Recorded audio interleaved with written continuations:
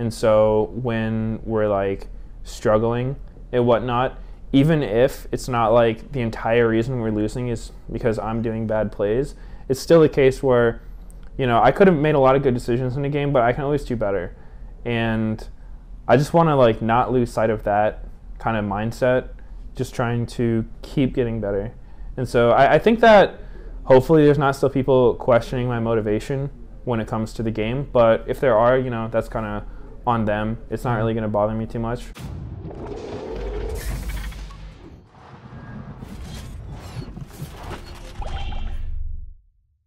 This is Zento from Esports Heaven, and I have here this is me, Optics jungler, Meteos. Now, after that win, you guys did quite well, especially for a lot of your invades. You decided to take advantage of the Wraith camp at the beginning. So, kind of, what was going on for your game plan going into that entire match? Because we saw 2 ignites for mid and for top. So, like, what was going on with that? Well, our original plan actually for the draft was we wanted to pick all Samsung Galaxy skins. Like we actually were thinking about this all morning. We were talking like, okay, we're gonna first pick Jarvan.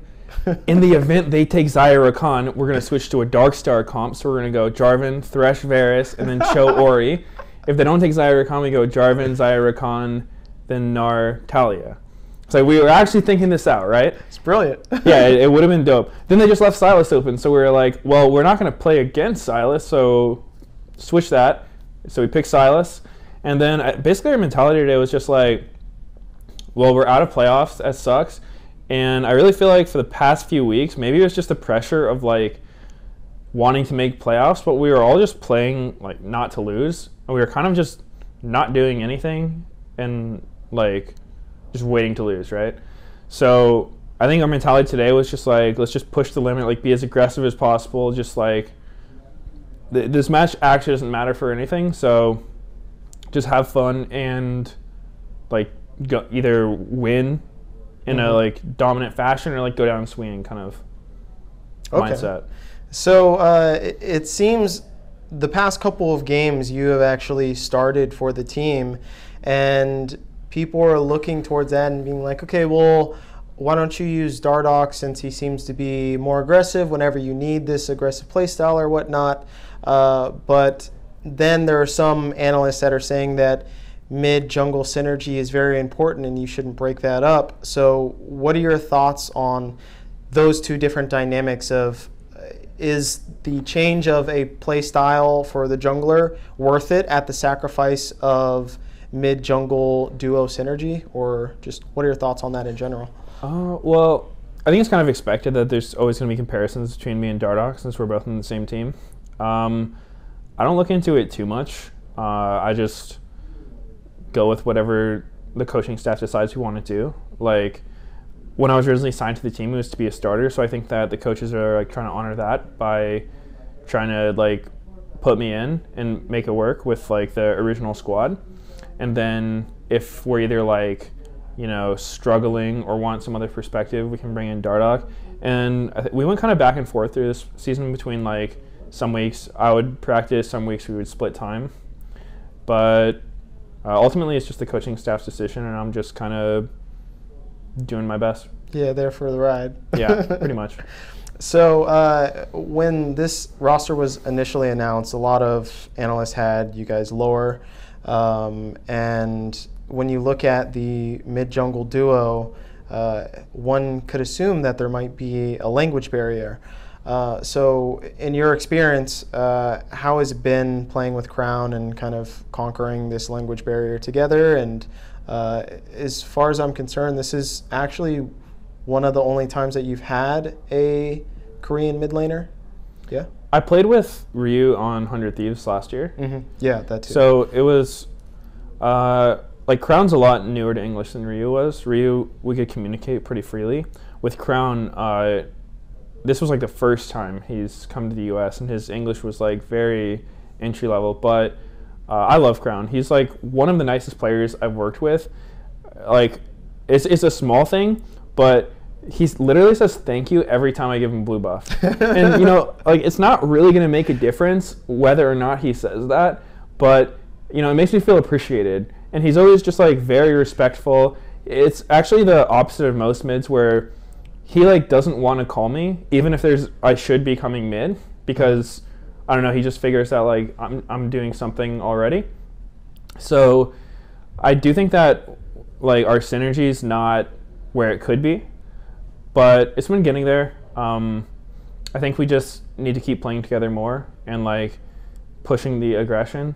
I thought today we did like a pretty good job of playing together, and so I think the language barrier did make it a little slow to start off, but I really like Crown. Super nice guy, amazing player, so I'm hoping we can just keep building on what we have. Okay, so I remember hearing I Will Dominate talk about the jungle position, and he was saying that you kind of have to be a dick sometimes. Like you have to be very affirmative with what you want to do within the game. So what are your thoughts on that? Do you think that junglers in itself, are they affirmative enough when it comes to other LCS junglers, or do you think that there are actually junglers that know what they want to do within the entire scene? It's definitely an interesting question, and I don't know if there's necessarily a right answer, but I will say that I think that junglers have to be fairly assertive in the sense that like you can't be everywhere at once, and there's always going to be this huge disconnect between laners and junglers, because laners feel this like pressure from the enemy jungler when they're unseen, right? But they're always seeing where their own jungler is. So to them, they might feel like, okay, my jungler's only around me 20% of the time, and their jungler could be around me 80% of the time. And so laners are always going to feel like there's an imbalance. And so, like, you know, it makes sense for laners to be like, yeah, you know, jungle can like affect my lane, I need more jungle help, that kind of thing. But just the nature of the role, you can't be everywhere at once. You have to be just doing something.